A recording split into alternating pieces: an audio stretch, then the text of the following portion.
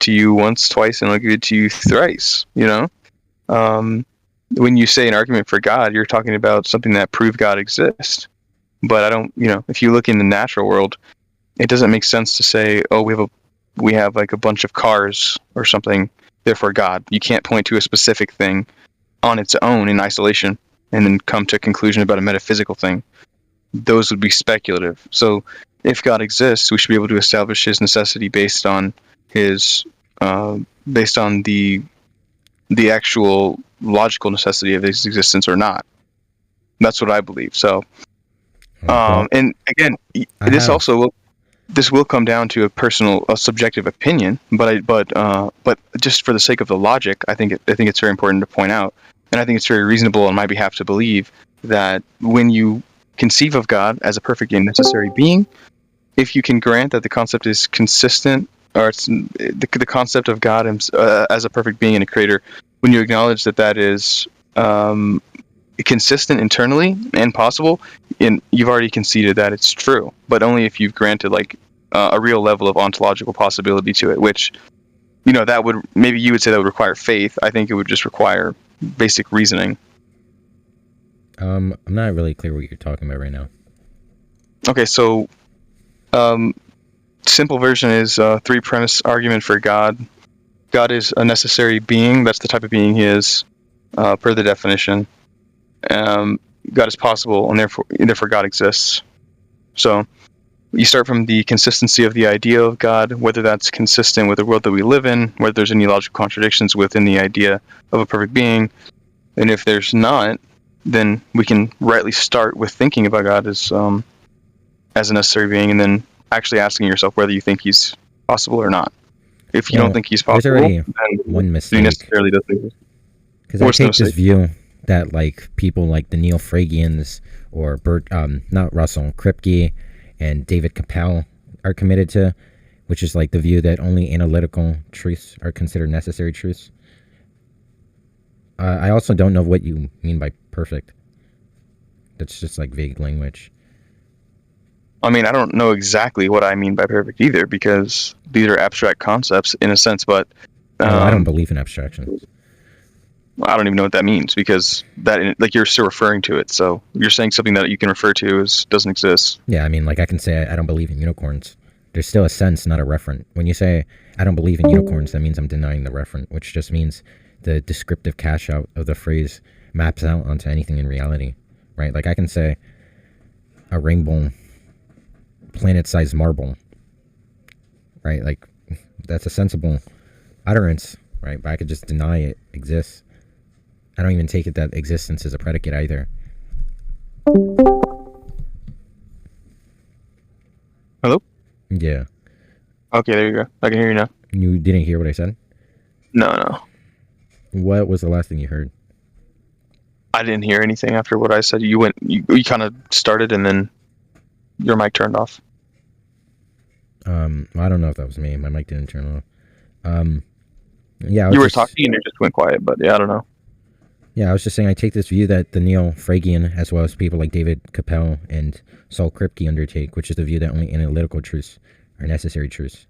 I also don't... What does that mean? That means only things that are derived of analyticity can have necessity claims.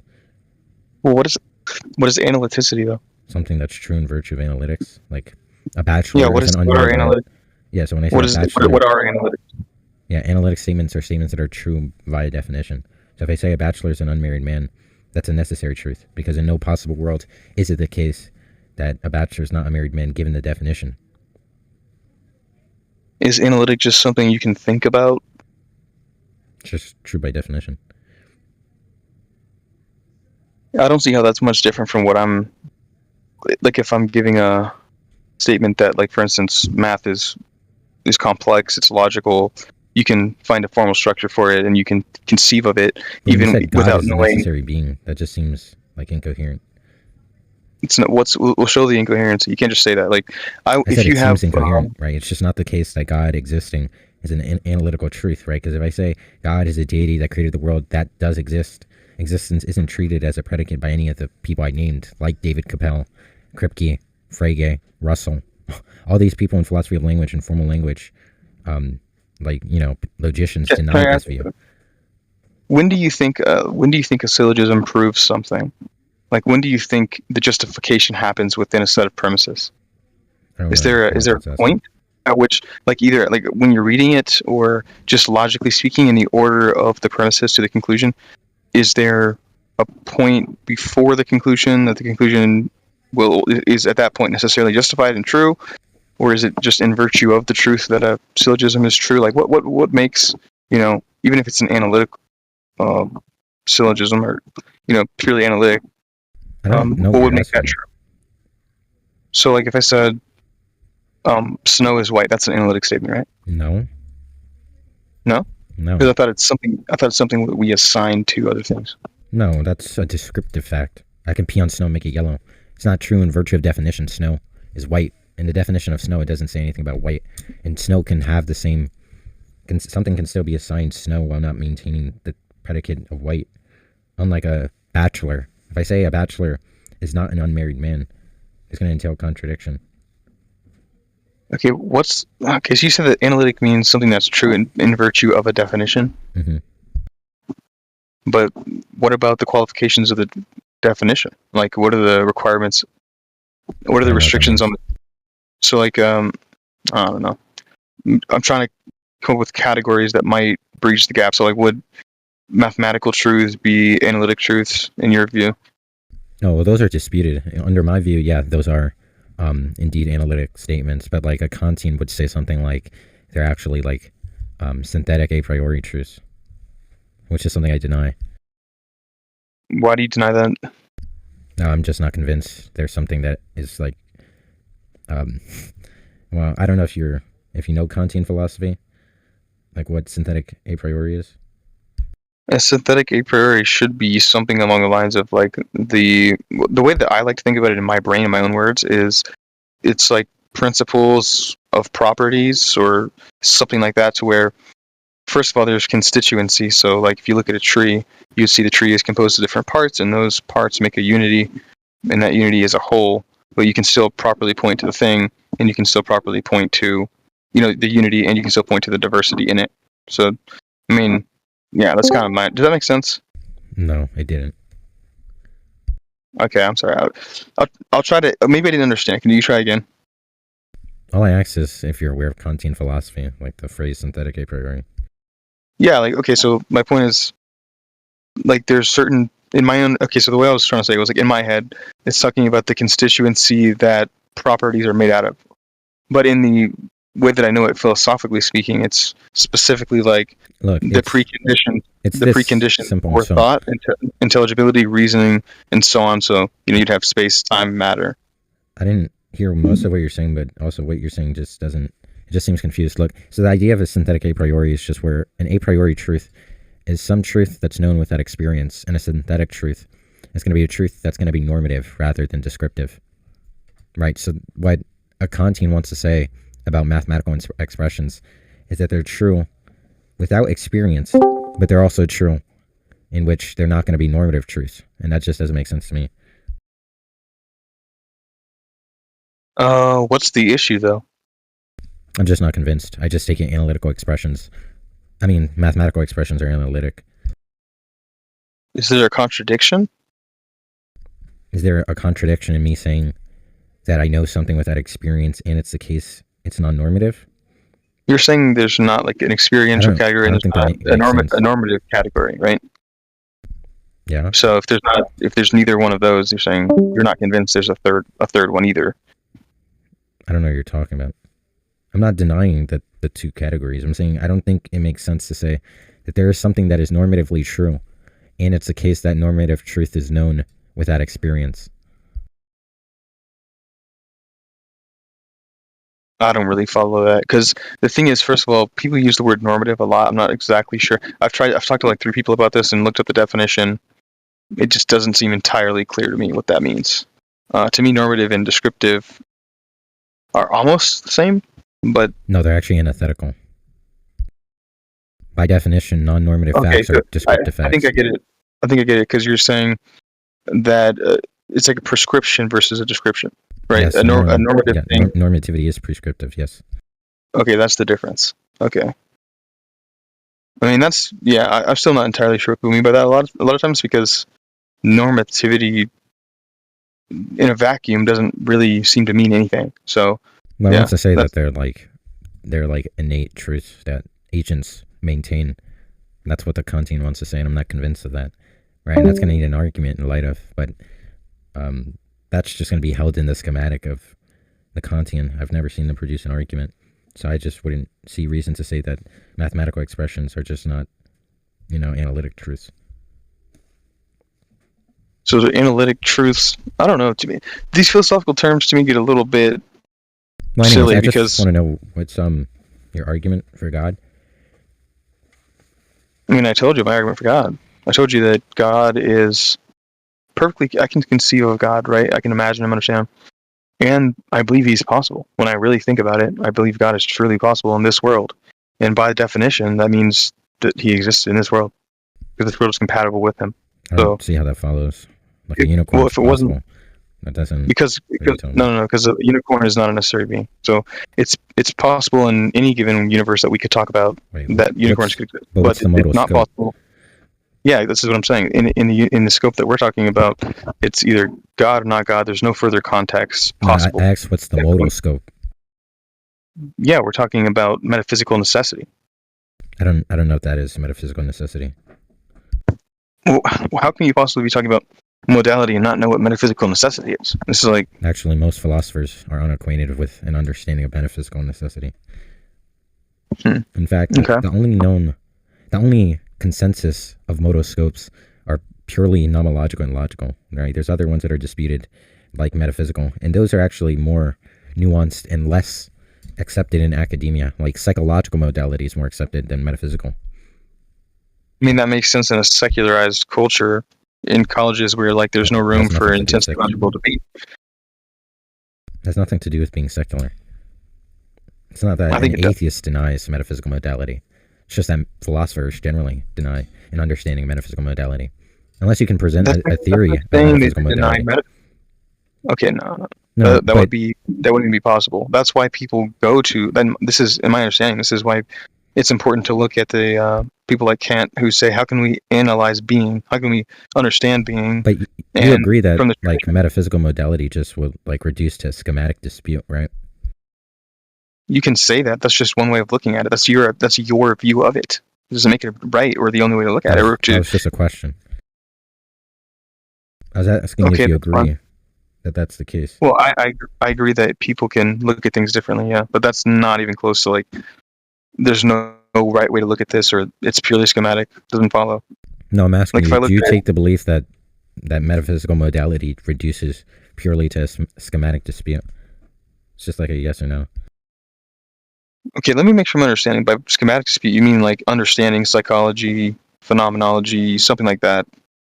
No, I just mean like a dispute about what like frameworks and agents committed to. Right, like whether one's in like the specific epistemic views they'll take, right? Because I don't know if you're aware, but a modality is just going to be some standard in which there's going to be propriety given laws, right? So something is going to be compatible with said given laws, right? And when you say metaphysical modality, that just implies that there's metaphysical laws, and no metaphysician is committed to any particular view that I'm aware of about there being any such thing as metaphysical laws. They might have metaphysical commitments about specific views on identity, causation, time, space, persistence, change, stuff of the sort. I've never heard of such thing as a metaphysical law, right? When we say something's logically possible, it just means it's like beyond the point, okay? Compatible You're going with beyond the laws of logic. You're going beyond the point here, and I just remember what that was. I'm pretty sure. So, I was just asking what you mean by metaphysical modality. No, that you didn't like that I was trying to use that terminology, and I'm going to try again. Well, yeah, because most philosophers don't have a concept, and I don't. So I was asking you to elucidate one, and you just said, give me some slack. Give me some slack. All right, like give me some slack for a second. Let me address something. Save that. Write it down. Like, give me a second though, because like to me, it's a simple point. We don't even have to have long, tedious sort of like back and forth. So I'm just saying, God is either necessary or not necessary. And that's going to be at the most foundational you can get, which is going to be at the metaphysical level. When you bring up modality, what's the argument? We're talking about We're talking about an argument for God existing. But All look, right. I already explained I'm why giving you a there's simple an argument. issue. I said if you're committed to logical modality, I told you like the Neo-Phragian, not Russellian, Kripke, David Capone, and others are like take the view that only analytic statements are necessary. Right, and then you said it's not a matter of logical modality; it's a matter of metaphysical one. And I said I have no idea what that means. And then you said something about all secular individuals or philosophers say something like this. And I just told you that's false. Most philosophers I never said anything don't have a view of metaphysical modality. I never said anything about the consensus of any metaphysicians, theologians, or philosophers. But you said only secular people deny metaphysical modality. No. I was saying, of course. What I was saying was that, of course, in the secular world, you're not going to see people discussing the rules, because when you went on to describe modality, you said it was like a proprietary thing to a principle or something like that. So, of course, like, there's not going to be anyone out here saying this is the grand metaphysical rule. Not proprietary. Okay, whatever. So there's going to be a grand metaphysical rule or whatever. Of course, nobody's going to speculate about stuff they don't know for sure in the realm of a practice of a discipline of philosophy, of course. But that's just like a simple point. It should be obvious. It's not a contentious thing either way. Wait, what's not a contentious thing? It's not contentious that atheistic, philosophers or what have you are not going to deal in the realm of like metaphysical claims necessarily. There have been many people that have done so. Well, this is your point even. This is what I don't understand. This is your point. Like, this is what you even said. Like, you said metaphysical necessity is not something that's discussed. You said the rules, right? Yeah, I said most metaphysicians and zero that I'm acquainted with that I've read have ever had this belief that there is such thing as metaphysical laws. So I'm just okay. Now that's a new claim. That's a new claim now. No, that's not a new claim. That was the same thing I said earlier. And I asked you, this is what I believe, and then I asked you as a follow-up, do you believe that metaphysical modality doesn't regress to some dispute about like schematics, like a schematic dispute? And then that's when we went into like whatever nonsense came up. Okay, well, anyway, you're using a lot of terms I don't actually understand. Like, when you say schematic, to me, I think you're just talking about a framework or an idea or psychological schema, or like a mental map, a mind map, a conscious, reproduction of reality or something like that, which to me just sounds like some kind of, what do you call that, postmodernist lens. So I'm not sure, but I'm not sure if that's what you're getting at. These terms just seem very different to me. So correct me if I'm wrong, but I don't know what you mean by a psychological schema.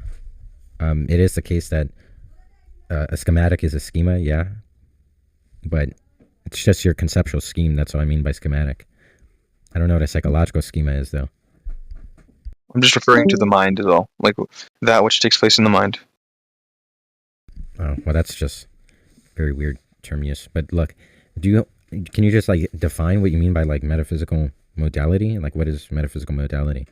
Like, what are the laws? To me, it just refers to modes of operation in terms of like the fundamental hierarchy between basic events and all of the causal determinants between that and what's ultimately real or what's ultimately necessary.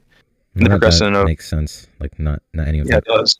Well, first of all, like, you're already like making like these commitments to like some causal view. I have no idea what you mean by ultimate truth. You think I don't? And again, you think I don't have a view? You're like, just, I do have a view. Regurgitating the necessity, which just re-implies the normative view. I mean, the whatever modal view. This is even irrelevant, by the way. The point is that when I deal with the concept of God, I understand that either he's necessary at the absolute level, which would be metaphysically, or he's not. I'm asking what that means. What does metaphysically necessary mean? All I'm asking is what are metaphysical laws? Means primary. It means he is. Then you're not having. Then you're just using like the terms proprietarily. When I'm talking about like logical modality, or even the phrase as you're using it, even though I don't have a sense of the phrase, but when I would say something like metaphysical modality, what you're saying is nothing as like what I'm like anyone using modality would ever like mean. What's meant by a modality is just going to be some standard of laws that are going to be conducive to that norm, right? So when I say something's logically possible, and they say, or if I say something's possible, and they ask what's the modal scope, and I say logical, all that means is that it's conducive to the laws of logic, right? It's not the case there's a contradiction entailed. When I say something is like metaphysically, I mean nomologically impossible or possible, which just means physically possible. If I say it's nomologically possible, I jump to the moon. That could be false under the modal scope of nomology, in which, maybe the law of gravity would have it fail to be the case that's possible, given that consideration. And when you say metaphysical modality, that means there's going to be a set of metaphysical laws, right? And that's just something no metaphysician agrees with. Like, there's just constant dispute on just what, like, metaphysical commitments, let alone laws of metaphysics. In fact, all you're saying is a complex issue, but you're not actually even. But in fact, all metaphysical theses. Statement, what I believe. Yeah, and we can't even get past confused. Is what I'm saying. No, I'm not confused. I know what I'm talking about. You just don't like my worldview. It's not anything about it's just confusion, right? You haven't fessed up any metaphysical laws. You're sitting back critiquing from a vacuum without providing any sense of giving a real commitment to anything. So what are you talking about? I'm critiquing your view. Look, just give clarity as to what you mean by metaphysical modality. Okay, here, let's just pull up a definition, bro. It's not that hard. I was trying to help you understand where I'm at with it and what I understand about it mechanically from my understanding, just reading books, whatever. Yeah, we can look up a straightforward definition, but I just want to make one thing clear as I'm pulling this up. Wait, you don't have a notion I'm pulling this up. A metaphysical modality that you have to use some recourse or search it up? All I want to know is I tried to give you my understanding. You rejected it. I don't reject it. What you did was just say metaphysical modality and provided no laws of the such that are conducive to the metaphysical modal scope, right? So I just asked, what do you mean by metaphysical modality? And you seem to use modality proprietarily too. Let's pull up some definition here. Definition for what? I just want to know what are the laws that are going to govern the system. Do you not know the laws that are going to govern the scope? Okay, let's see. So modal statements tell us something about what could be or must be the case. Such claims can come in many forms. Okay, so answer the question. That's what I'm referring to right there. Great. Now, can you just answer my question? That didn't answer my question. What I asked you was, what's the laws? For modality, bro. No, I didn't ask you for a definition of modality. I'm very clear. I gave you a definition of modality about 5 times, right? I just said the propriety of some set of laws given a norm, right? So what I'm asking is, since you're saying the modal scope is going to be metaphysical, I just need to know the laws that are going to be consistent in governing the metaphysical scope, and you haven't provided a single law yet. And instead, you look at Wiki or some random recourse and then gave me the definition of modality. I'm asking, name the set of metaphysical laws you believe you're committed to. Okay, you're trying to draw me into some philosophical conversation that gets into. What? So why are you using metaphysical modal scope and then you're just unable to provide and unwilling to? I'll wait until you're done, dude. Yeah, just give me the laws, or just you have no argument, or at least the argument you're trying to provide that depends on metaphysical modality to establish God's necessity is just going to be rendered toothless. You don't even have you're just semantically impoverished. You don't have a definition or understanding of your own term use. If someone just asked me what I meant by logical modality, I would very quickly supply them with the logical laws that are consistent in governing it. For you, it's just difficult because maybe you have no understanding of what you're saying. You're just trying to say gibberish to blow your interlocutor over on some esoteric nonsense. And then you said something about most seculars do this. I really appreciate all that. So I'm gonna mute you since you keep talking. You know that I told you finish up real quick. You're probably gonna dip, but I'll unmute you in a second. I'm just not gonna let you sit there and just continue to ad hom. Notice in this conversation, you haven't asked one question. I don't think you've asked one question that's not ironic or just straightforward to get to your point. If you really cared about having a fruitful dialogue or understanding my position, you wouldn't just try to attack from a vacuum. You would actually either inform or you would propose a countervailing argument, a counter position. Again, I don't expect you to I don't expect you to do anything in particular other than just try to be a little bit shared. If you're going to be here, you might as well respect the flow of the conversation. That's all. Okay. Well, first, I never ad hommed once. You have been consistently. No, and you did it last time we talked, yeah. No, an ad hom is in lieu of an argument. You attack the interlocutor. First, I never attacked you in lieu of an argument. Second, you never even provided a formal argument. In fact, you gave a loose. I did. I gave 3 premises. Which you gave your opinion on, and we responded to. Sorry, what were what were the 3 premises? Bro, is your memory? Do you have what's wrong with your memory? We just did this. Yeah, just give me the 3 premises. All right, I already gave it to you. I'll give it to you one more time, I guess, and then I'm done. But God is a necessary being. God is possible. Therefore, God exists.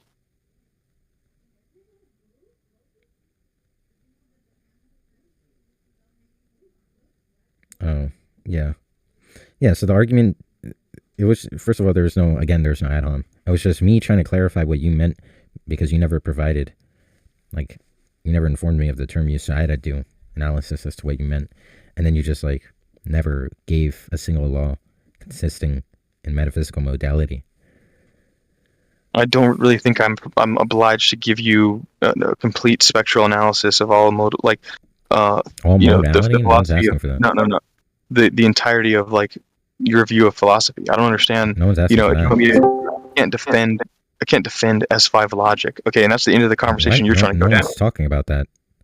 Yeah, you're saying. First of all, no one brought up modal logic. That's Yeah, we did. entirely different. No, modality and modal logic are different. Modal logic And that's is... what I'm referring to. Yeah, And I I was gave you never the referring to definition. modal logic, though. Not once. I gave you the definition. I gave you the definition. Okay, that's fine, but that was just irrelevant. Wait. Listen. I said it refers to what could or must be, and I gave you the definition. That's confusion. Look, there's... No, it's not confusion. It's from the website, dude. It's literally from Stanford. Look, you're still confused. I can explain why. Saying no, you're not confused isn't making it the case that you're not confused, right? Okay, good. Because now you're saying you're talking about modal logic. And I was never disputing modal logic or no axioms of modal logic.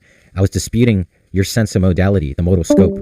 I wasn't asking about what... Because modal logic is just a formal system in which they try and make modality a form of calculus, right? And for whatever modal logic you subscribe to, right? Because, yeah, there's varying, views of modal logic, and some people can, deny certain axioms or promote other axioms.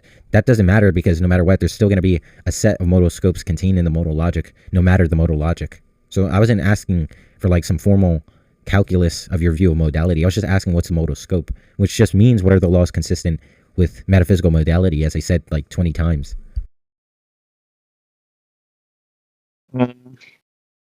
I'm not sure why me referring to it as a concept should require justification of the concept, because I never asked for justification.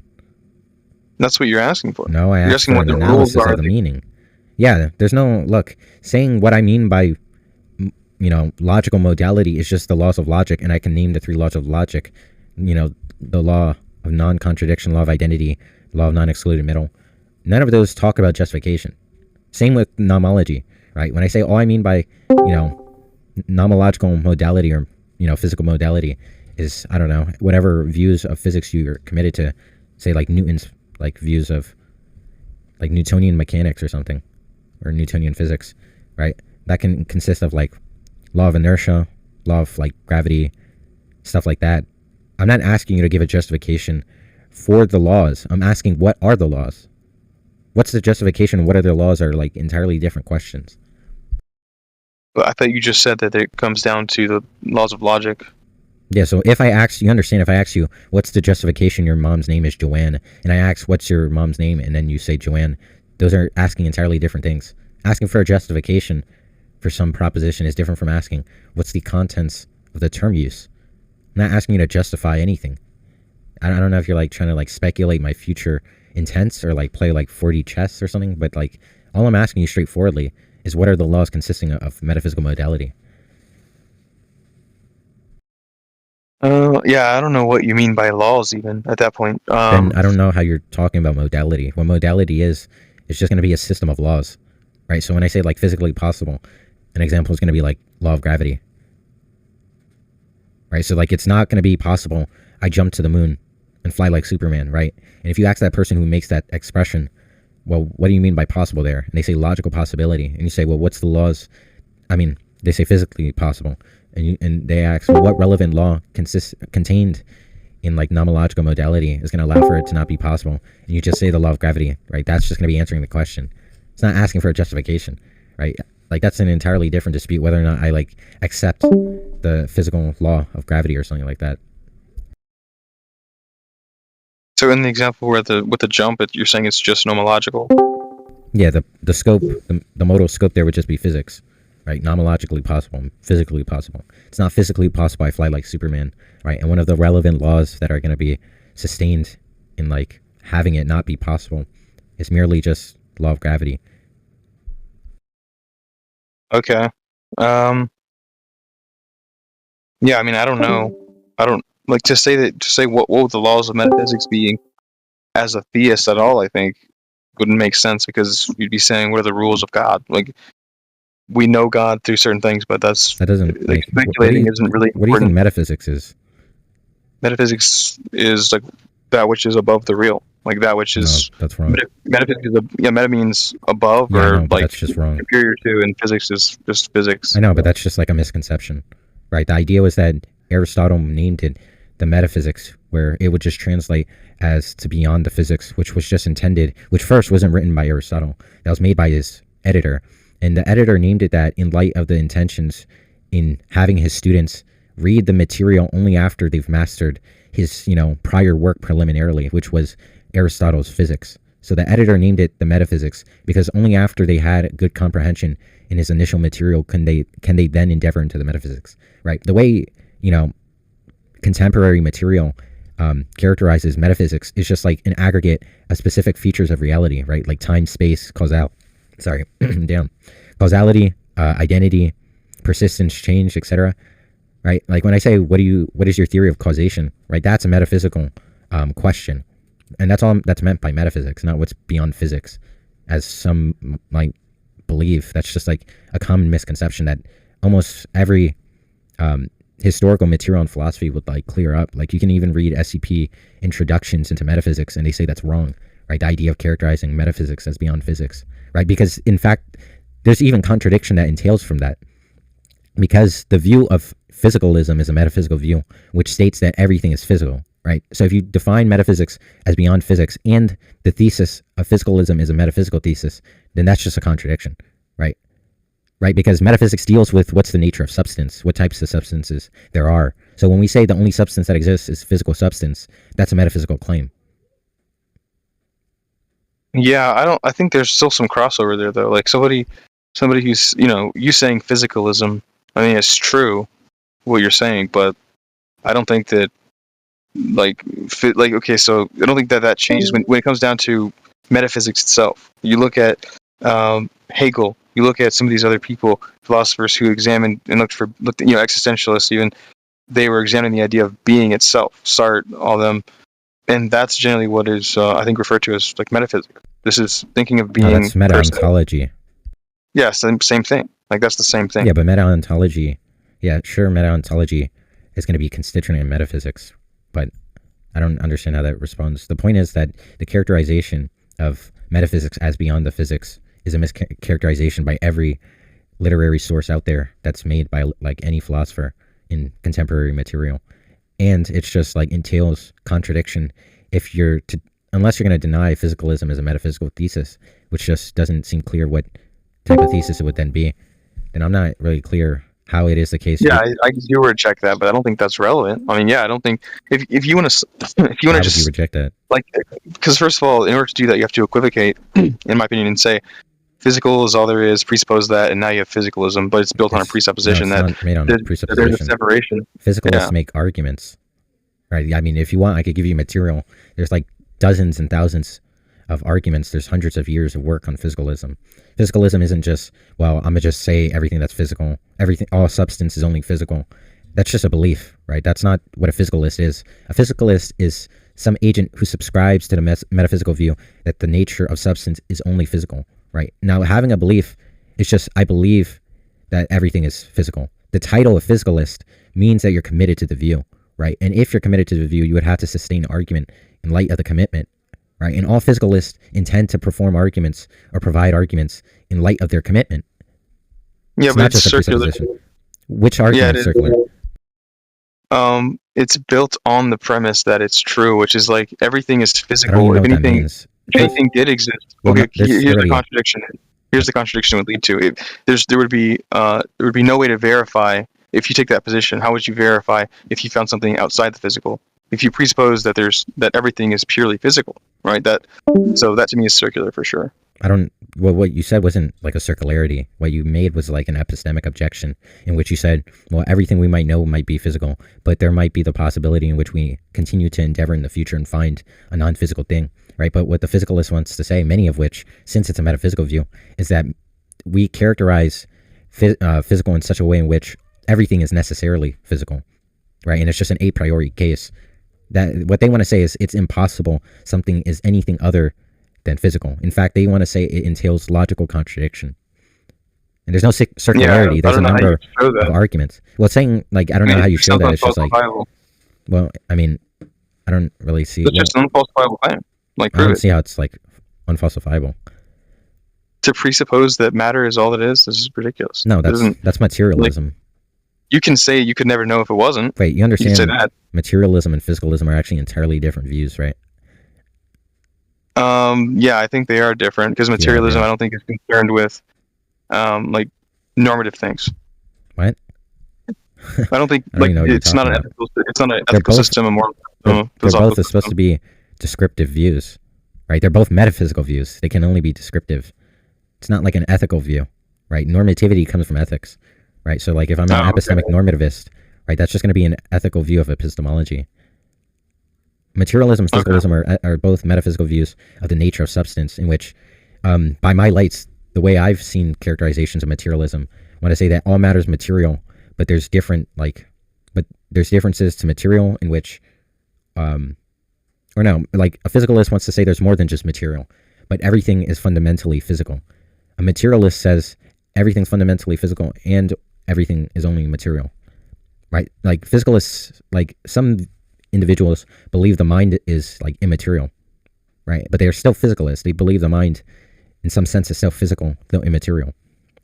You know, like dualists, but, you know, materialists deny that. They say the mind is material and everything's physical and everything's only material, right? Even like some physicalists believe in like souls and spirits that are also like immaterial. They also believe, like some of them believe in Platonism, so they believe in abstracta, which are also like not material, obviously. They're abstractions, like Platonism and the view of like anti-res,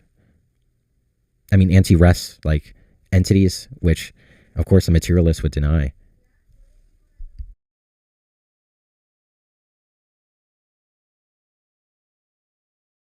But look, I think this was just like maybe a confusion. Maybe you're just like not well acquainted with like modality, and maybe you had like a different sense of like metaphysical modality than I did. I mean, I was trying to be pretty clear on what I was talking about. So, like, first of all, logical, and then you get into necessity and possibility. So those three are separated at different conversations, points of the argument, and that's what I was centering on. So I gave you that, and we got pulled off onto this. But that's just modality, like loosely. What I asked was like, what's the scope of the modality? I don't know. Like, if I say the grandest metaphysical scope, does that not answer your question? Because I try to tell you, no, like a scope is just going to be a set of laws. The modality that reaches to the metaphysical level is what I'm talking about. But I don't know what the laws there are. Well, why is that relevant when I'm referring to it as a category or concept or something that, you know, is real? There's a foundation to reality. There's a primary operator for the operand, right? Look, if I said it's metaphysically, if I said it's metaphysically impossible that I don't exist, how would you interpret metaphysical modality there? If you said there's a possibility that you don't exist, did I mishear that? If I say it's metaphysically impossible, I don't exist, how would you interpret metaphysical modality there? It's metaphysically impossible that you do not exist. That would depend on a couple things, like whether you're referring to whether God exists or not in what you're saying, and then what your view is of like possibility. But yeah, when you say what's your view of possibility, when you ask what's your view of possibility, that literally is just asking what's the modal scope. That's what that means. It's different. Well, I mean, I think it's a little bit different because to say something is possible is just to say that there's on some level, whatever that is, there's like either there's a necessary or a contingent relationship going on. That's all. Look, okay. So, I mean, there's like confusion here. So modality can be understood as like a science of the terms possibility, necessity, and impossibility. So when we apply this like maybe you can think of modal operators as quantifiers, maybe not.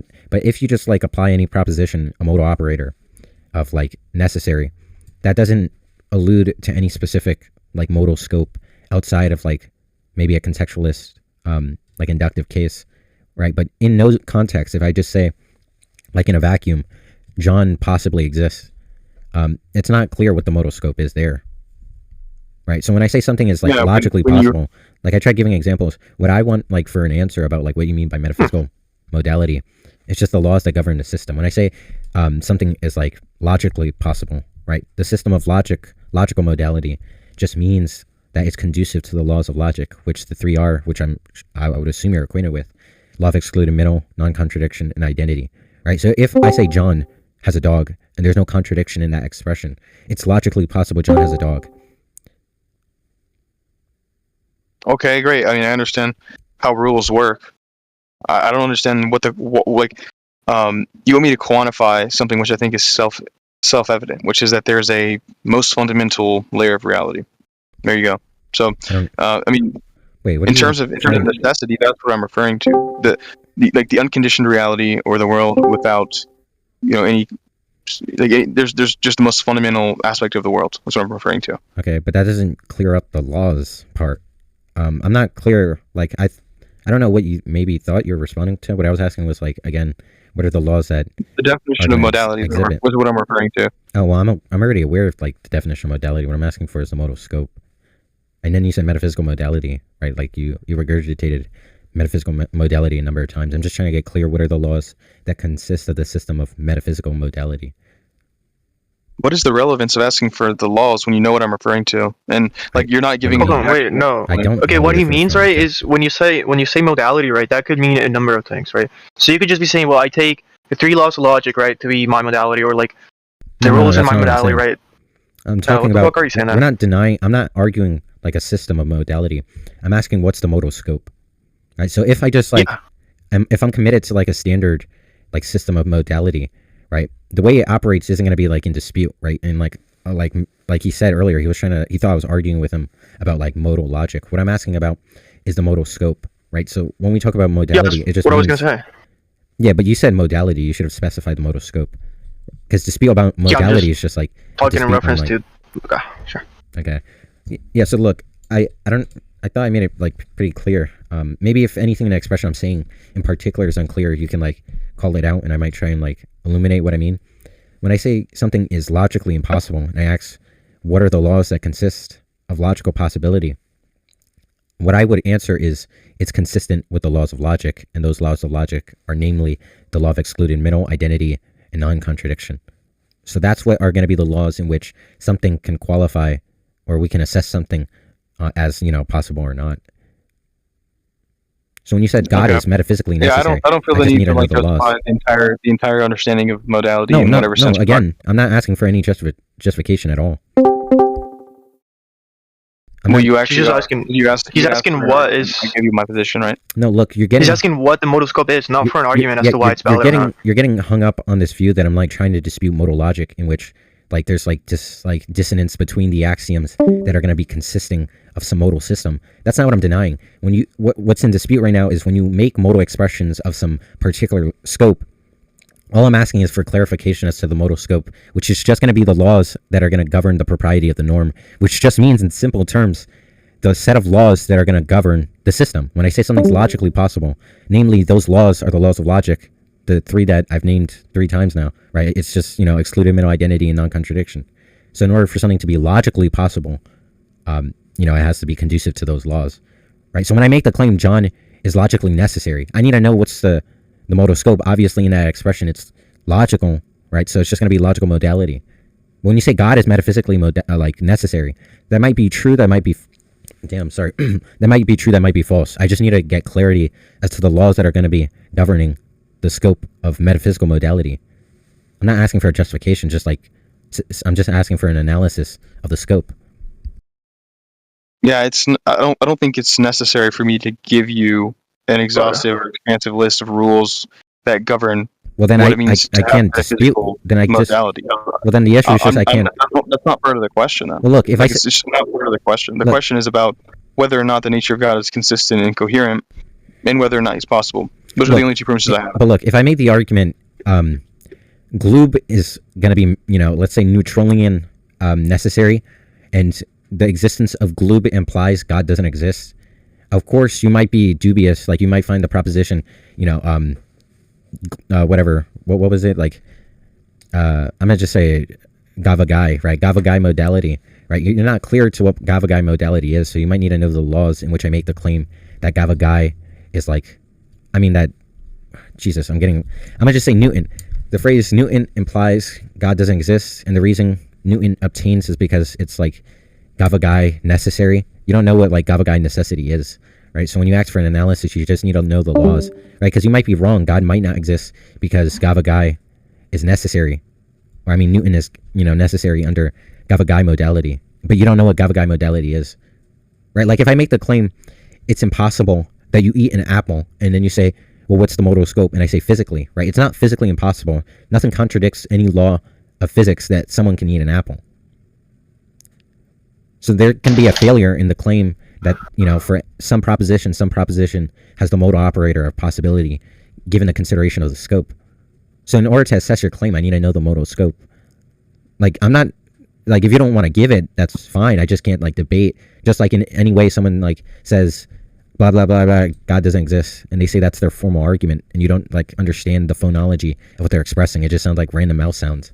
So you don't know, like, the language used in the argument. That's okay. Do you understand the idea of necessity at all? Like, do you believe in? Do you think anything? What? Do you think anything can? What is going on, I'm just bro? curious. Do you think anything can be necessary at all? Yes, Like, do you think think that's a real thing? I think many thought I was things confused are before. necessary. Again, I'm not really clear. I'm not saying things aren't necessary. I'm saying things Like might not be necessary under consideration of some particular modal scope in which they're not going to be conducive towards that governed system, right? Like the expression, I exist and I don't exist, right? That's going to entail contradiction. And I can say that expression is impossible under logical scope, right? Logical modality. So when I ask, what do you mean it's impossible I exist and I don't exist? And I say the scope is logical, that's what I'm asking for. Just in the same sense you say God is metaphysically necessary. I don't know the laws that consist of metaphysical modality. Well, I did give you my definition multiple times now, right? So this isn't something that you really need to ask again, right? I've given you my definition of like metaphysics and how I'm applying it to God here. No, look, that's not what I'm asking. Like, in the same sense someone says something is logically possible, right? And that's their scope, logic. I'm not asking them to define logic. I'm asking what are the laws that govern the system, right? The way you've been asking but that's, that. But that's not again, what you've been answering. Like you said, you've been answering No. what is meant by metaphysics. So here, let me give you an example of why you don't think I'm answering. It's because I'm trying to make a reference. Like, I'm going to give an example. So if I refer to a car, I'm referring to the existence of the car, right? And in this case, what it seems like to me you're doing is where I'm just referring to the existence of a car, you're trying to tell me, like, to tell you the rules of how the car works and to define exactly like what defines carness itself. And to me, that's unnecessary. I'm just referring to the status that this thing is a car. That's its state of existence. Look, that's how we refer to it. If I say God is logically impossible, how would you assess that claim? You would need to know what logical possibility is, right? To say that God's logically impossible. So if you don't know what logical impossibility is, you can't assess the claim. No, I do know what that is. Okay, so when I say God is Gavagai impossible, and you don't know Gavagayan possibility, how are you supposed to say yes or no that it's true? God is either Gavagaili possible or impossible. You just can't. Just like if someone, you're not even giving a warrant for your claims at this point, which is pretty sad. What claim did I make? You should know. Well, first of all, you said that I didn't understand the definition of something. No, I said you didn't understand my question because you think my question is asking. Yeah. So what did you think my question was? Because I can just substantiate the claim. You're saying if I can't define metaphysical necessity in the way that you like, it's like saying no. Again, I'm not asking for a definition. Again, look, this is why I'm saying you're confused. You just like presented the evidence. What I'm not asking is what's the definition for metaphysical modality. I'm asking what are the laws that are going to be consistent in governing the system. Yeah, and I've already responded to that now 3 times. I just did it, and then you distracted me. Go back to what I was responding to. But no, look, let me give you an intuition pump. If I say what I mean by logic, this is going to be a definition of logic. Logic is going to be a formal language of arithmetics that infer expressions. Right? That's a definition of logic. But when I ask what are the laws of logic, the answer wouldn't be that definition that I gave prior, right? What I'm going to explain later is going to be a rule that governs that system, right? So when I say, well, what are the laws of logic? Those are going to be law of excluded middle, non-contradiction, and identity, right? And those 3 rules are not anywhere tantamount to the expression earlier, right? The definition I gave of logic and the rules of logic are not the same. What I'm not asking for is a definition of metaphysical modality. I'm asking what are the rules that govern the system. Okay, what? Okay, I've already said that I don't think it's necessary for me to be able to give you a. Sorry, I was going to say a definition again, right? To give you the rules of metaphysical necessity. I'm not even sure what that would look like. Can you tell me what that would look like? Well, I wouldn't know because I don't use that term use, and like I explained, most metaphysicians don't believe that there is such thing as metaphysical laws. That's like highly dubious. Notice how you're asking for something that you know, like you're not asking for something to try to like provide, to try to understand a position or show a contradiction. You're just like pointing to an absurdity because based on your view, and I don't understand that because the simplicity of the argument is just this is the status of the being referring to. He's going to be ontologically necessary. He's going to exist in all possible worlds, and if that's the case, then there should be no logical contradiction with that being the way that it is. And that's a simple point. You going on and going into all this about your understanding of modality, I think is unnecessary. I haven't talked about look. I'm presumably we agree on the same notion of modality. I'm not like disputing like the sense of modality, right? I'm not arguing a modal system. What I'm asking for is going to be a modal scope. That's what is. You keep getting hung up on like, oh well, you want to like dispute what modality is. That's not what I'm talking about. What I'm talking about is what is the scope that you're talking about. Right? I can agree on the same modal system and deny a modal scope.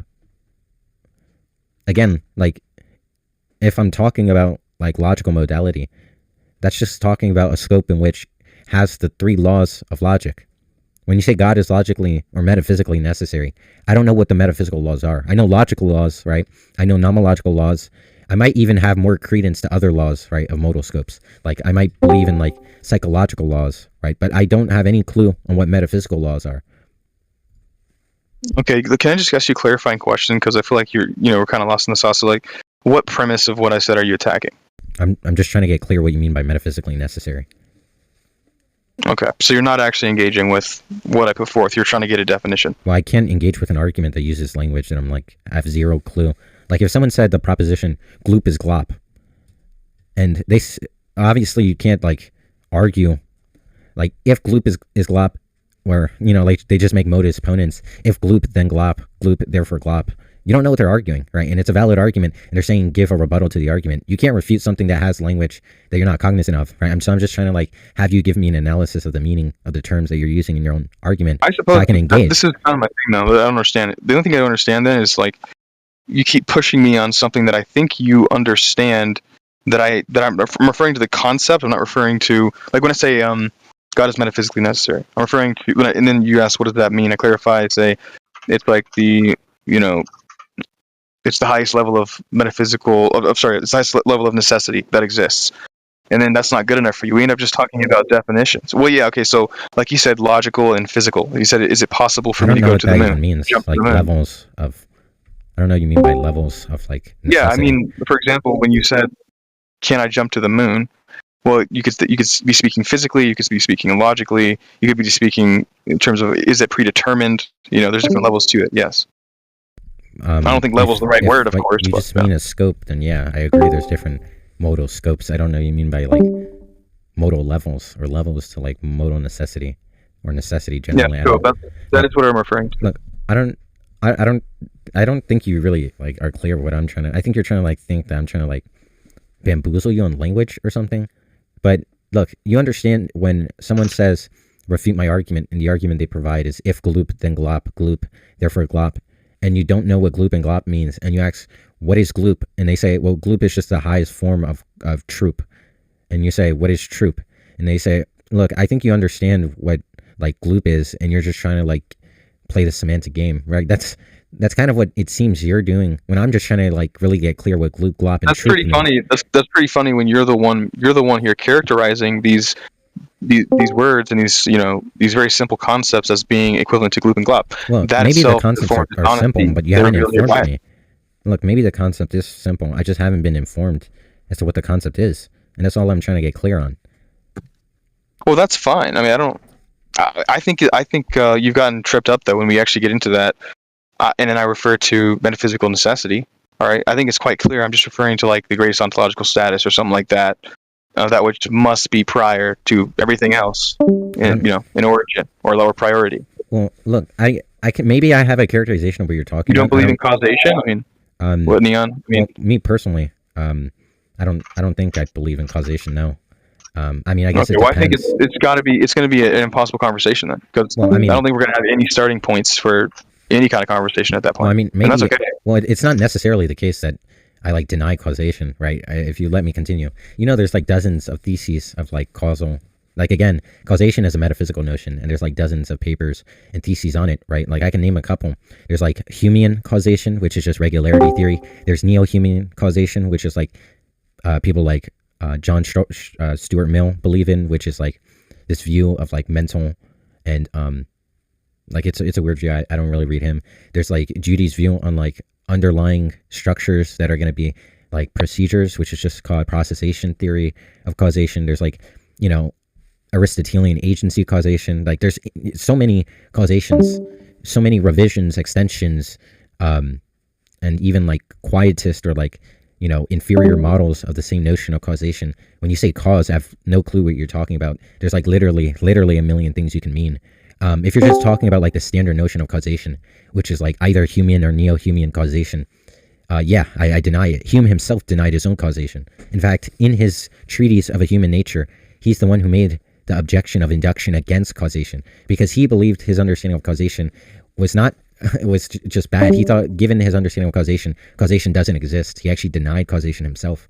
And Stuart Mill, even a neo-Humanian who follows his legacy and is like now committing to his work and advancing it, still believes Hume's initial objection to the initial view of regularity is still like sound, right? So like, I don't know what you mean by causation. Look, maybe there's just like too much like of a gap in terms of substance. If you want, maybe I can provide books, but like you're kind of like too confused on a lot of stuff, and you have like mischaracterizations, thinking I'm like trying to play semantic games, and like lots of the language you're using is like very metaphysically committing and systematically, and you're not really like well informed on like these topics. And I'm not even trying to sound condescending, but maybe I can give you like maybe you can even just read like SEP and IUP articles into like things like modality metaphysics and like the specific views of causation and stuff like that.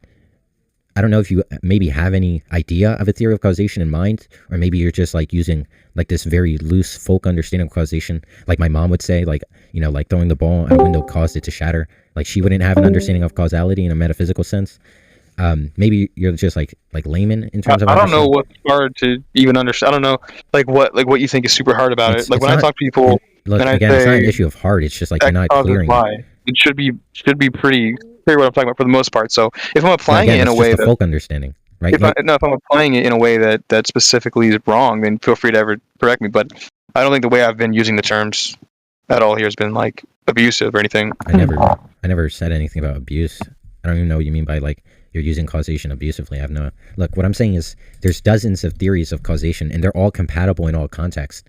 In fact, many metaphysicians who argue causation argue in the same way an epistemic like scientist, right? An epistemologist, sorry. An epistemologist would say we all have the same notion of the term use of knowledge, but there's different ways of characterizing it, right? Like when someone debates a theory of knowledge, they believe they're arguing the same exact notion that like the agents are sharing, and they're trying to have this like notion encapsulated in semantics. So that's the same thing a metaphysician is trying to do. So when I say X causes Y, that's compatible with every model of causation, which can be radically different. Some views of causation entail contradictions. Others have strong metaphysical commitments, like David Lewis. His view of causation in his anomalous monism is committed to like physicalism. And in his view, when you say X causes Y, is compatible with all folk language. So when your mom says, X causes Y, and you're saying to me, look, the same way my mom would say X causes Y, there's nothing unclear about that. It's very clear. I'm just saying X causes Y. That's literally compatible with every theory of causation. So look, maybe like I'm saying, there's just like a gap. I could just, if you want, I could just send you the link to SEP, and you could read about the different theories of causation. I don't know if that's what you would like, but it's like we're just strung up on so much terms that you just really don't know metaphysics well. And I'm not trying to sound condescending. Like I can literally provide you material if you want to better inform yourself. So next time me or someone else, maybe as knowledgeable as me, tries to have the same conversation, you're not going to get like this impasse about like you don't have a theory of causation in mind. I mean, you can send me whatever you think might be helpful if you feel like doing that. But again, if the terminology is going to be an issue for you or whatever, like that's okay. I don't feel the need to, use those kind of high-strung arguments to get a simple point across that I think is being made by what I've said, and that's basically it. Okay, yeah. I mean, if you're to talk with like someone like maybe even smarter than me, they'd probably just say the same things. Like, the idea is like what you're saying is like simple in ordinary language. I would agree. The way the folk uses causation and stuff, and necessary, they don't have like these very nuanced understandings of like modality and these metaphysical theories of terms. So obviously, like your mom might understand the argument very clearly.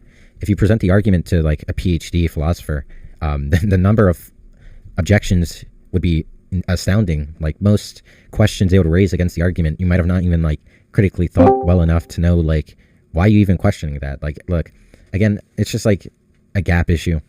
Yeah, I mean, I can agree that there's so much work on this philosophically and whatever in the tradition and everything. I agree, but I don't think it's necessary for like a decent conversation about it that's not just about definitions, which is what most of these conversations turn into, actually.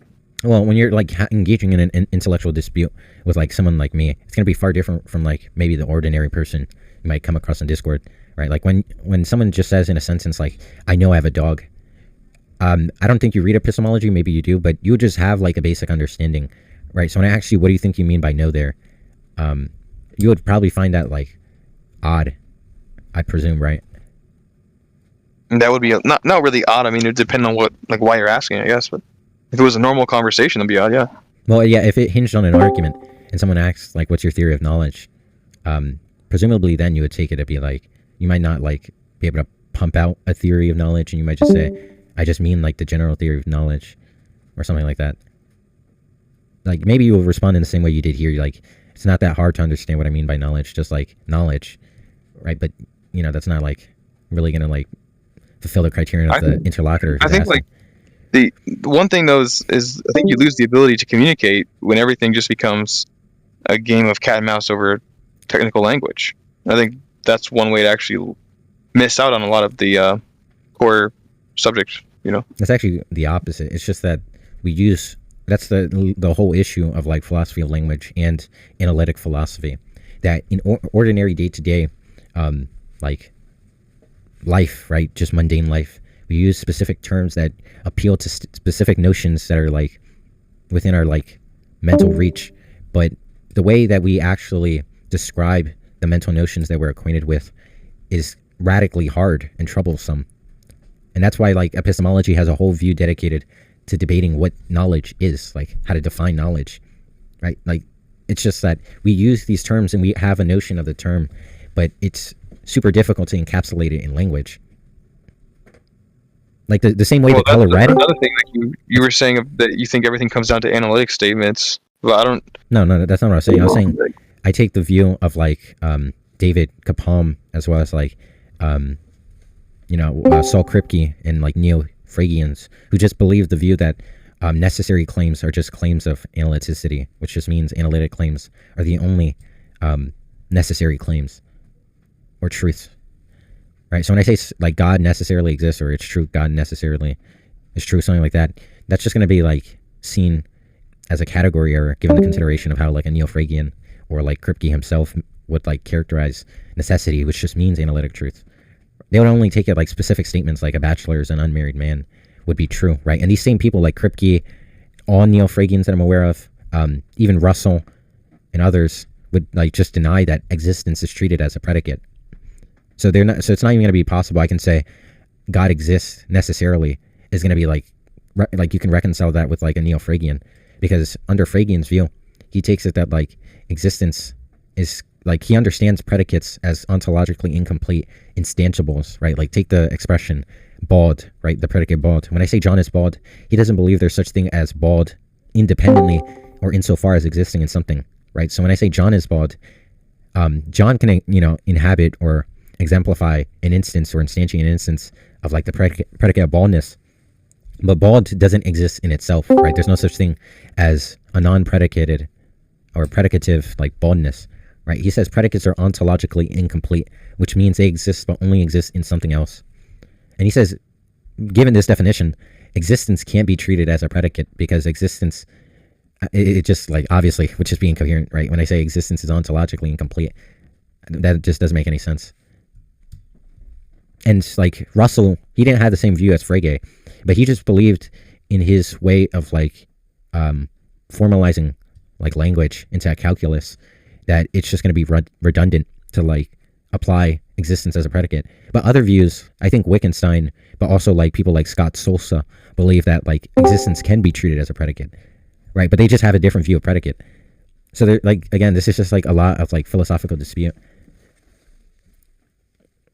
You said Wittgenstein believed that it could be, or who was it that said could be? I might be wrong. I wouldn't be surprised I'm wrong. It's maybe Wittgenstein. I don't read Wittgenstein, so. Okay.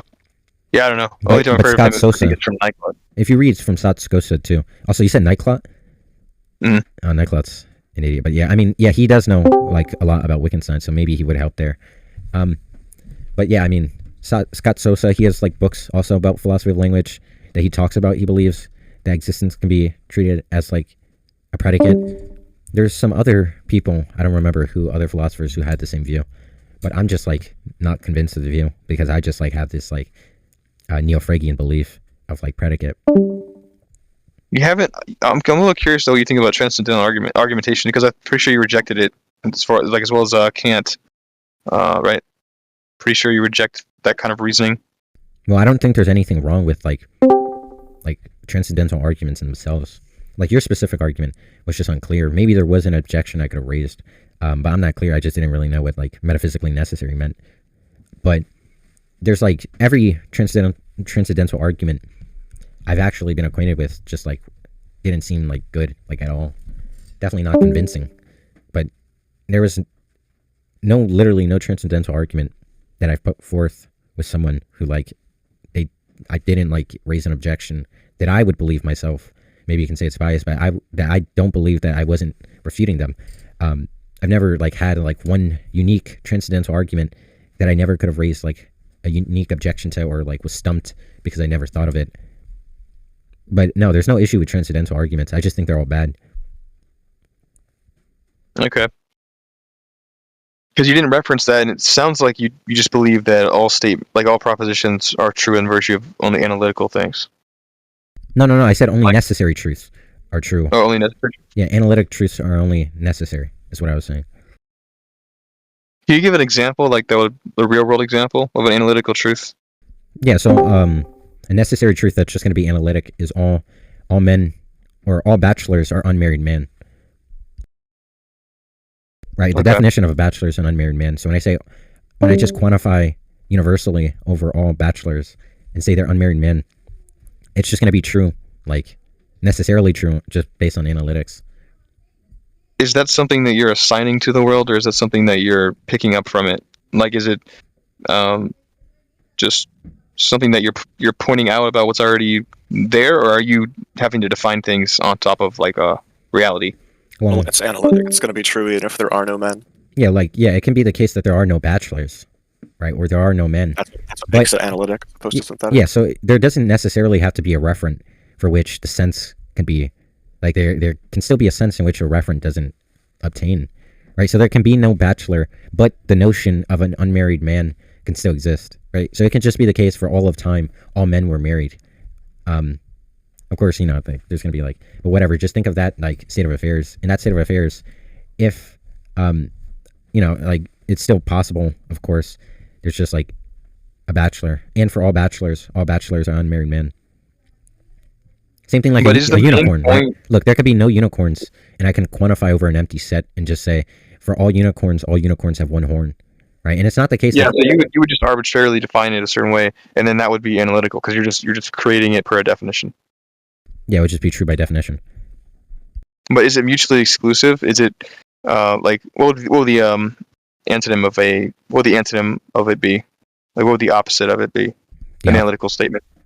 The opposite of an analytic statement is a synthetic statement, which is like something that's not true normatively, right? So like it's something that's true descriptively, right? Using a norm of language given some standard of a definition, if we're to like appeal to this definition, where the definition of a bachelor is an unmarried man, then if I say a bachelor is an unmarried man, right, that's just true analytically, right? And that's just true in virtue of the lexical norm, right? Just the norm of language.